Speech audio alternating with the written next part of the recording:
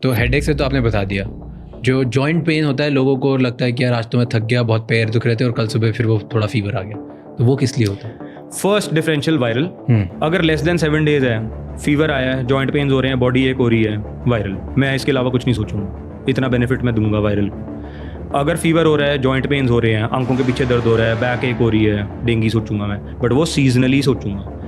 Rainy season के आसपास मच्छर आते हैं उस टाइम पे।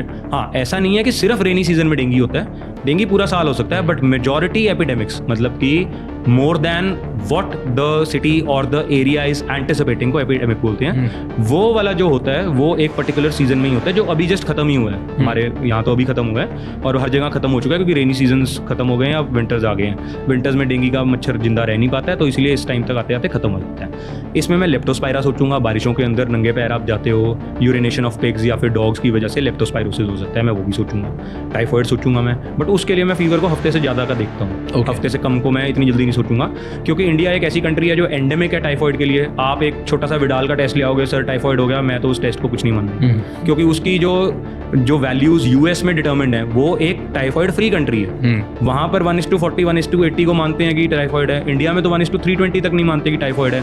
बट अब कुछ तो लेबल करना है किसी ने, तो भाई बोल के भेज दिया कि टाइफॉइड हो गया, but that is not right.